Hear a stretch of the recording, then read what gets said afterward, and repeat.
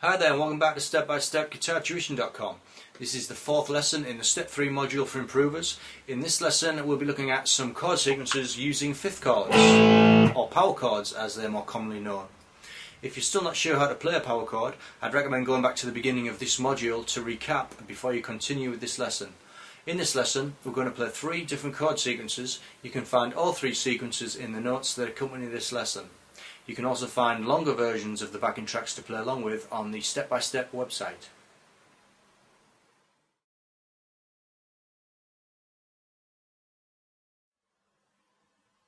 For this first sequence, we're going to start with a G power chord at the 3rd fret, followed by a C power chord at the 8th, and a D power chord at the 10th, and then back to C at the 8th.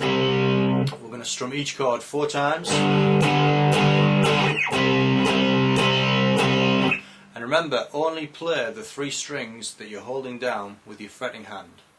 The sequence we're going to play is a bar on G5, a bar on C5, a bar on D, a bar on C, back to G, a bar on C, and then 2 bars on D. We're going to play this one in 4/4 time, so if you're ready, on the G power chord, after 4.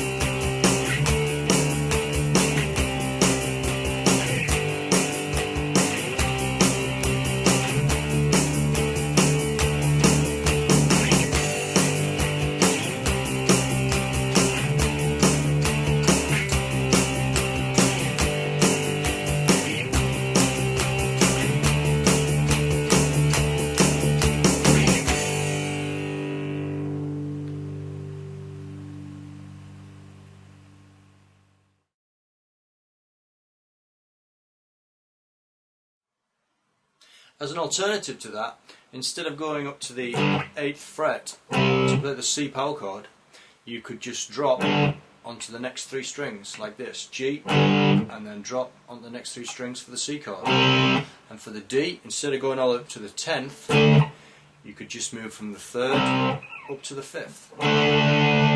So you could play the sequence like this as well, G, and then drop on the next 3 strings for the C chord, move up to the D at the 5th fret, and then back to the 3rd for C. So why not try playing the sequence like that as well?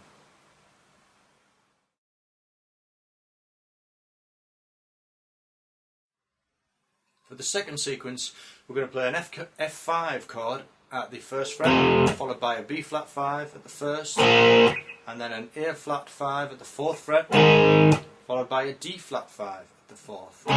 So that's F5, B flat 5, A flat 5, and D flat 5. And this time we're going to strum, still in 4/4 time, but we're going to strum the first 3 beats and leave the 4th beat silent, like this. 1, 2, 3, 1, 2, 3, 1, 2, 3. 1, 2, 3, 1, 2, 3, 1, 2, 3, 1, 2, 3. So if you're ready, on the F chord, after 4.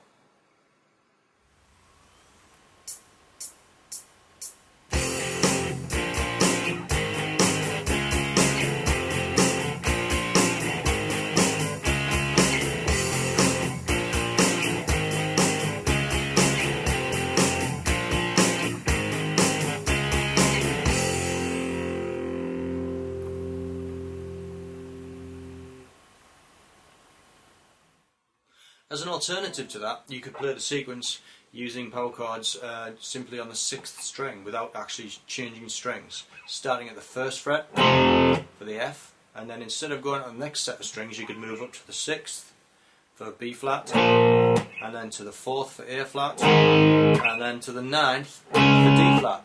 So the same sequence could be played like this.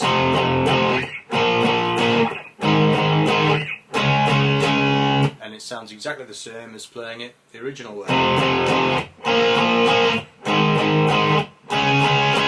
So why not try practicing it both ways?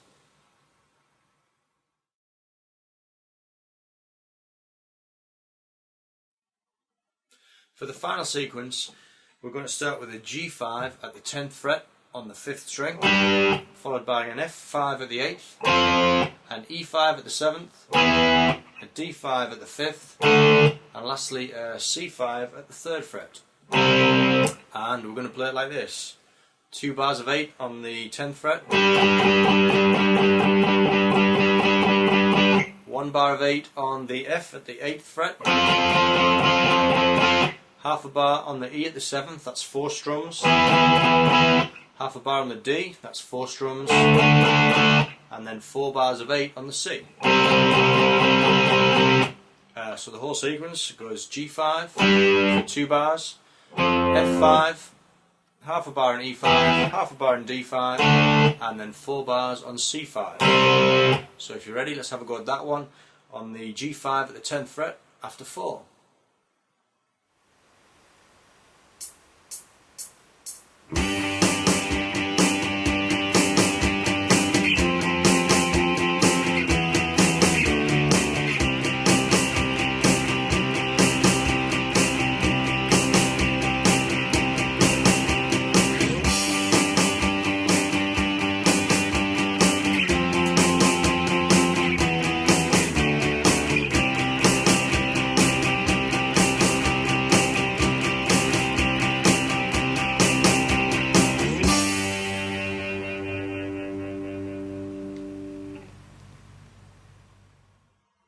Okay, so that's the 3 chord sequences using power chords. Remember, you can find longer examples of those backing tracks to practice along with on the step-by-step website.